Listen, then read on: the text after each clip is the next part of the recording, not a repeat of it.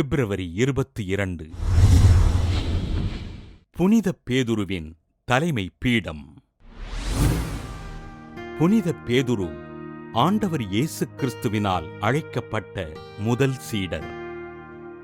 ஆண்டவர் இயேசுவினால் திருச்சபையின் முதல் திருத்தந்தையாக தேர்ந்தெடுக்கப்பட்டு மக்களை வழிநடத்தினார். புனித மகதலா மரியா ஆண்டவர் இயேசுவினை கல்லறையில் காணவில்லை என்று சீடர்களிடம் சொன்னபோது பேதுரு கல்லறையினுள் முதலில் இறங்கினார். பெந்தைகோஸ்தே திருநாளில் தூய ஆவியை பெற்றுக்கொண்டு தன் முதல் மறையுரையினை மக்களுக்கு நிகழ்த்தினார். மக்களுக்கு நற்செய்தியினை அறிவித்து நோயாளிகளையும் உடல் ஊனமுற்றோரையும் குணப்படுத்தினார். யோப்பா நகரைச் சேர்ந்த இறந்துவிட்ட தபித்தாய் என்ற பெண்மணியினை உயிர்ப்பித்து வேற்றினத்தாருக்கு நற்செய்தியினை முதலில் அறிவித்தார்.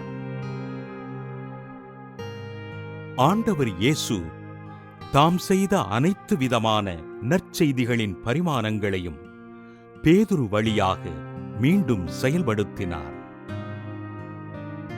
திருச்சபை திருத்தூதர்களின் மேல் கட்டப்பட்டுள்ளது என்பதையும் திருச்சபையின் ஒற்றுமை அடையாளத்தை கொண்டாடவும் 4ஆம் நூற்றாண்டு முதல் பேதுருவின் தலைமை பீட திருவிழா கொண்டாடப்படுகின்றது. இன்று நம்மை வழிநடத்தும் திருத்தந்தை மற்றும் ஆயர்களும் பேதுருவின் வழித்தோன்றல்கள் என்ற சிறப்பை பெறுகின்றனர்.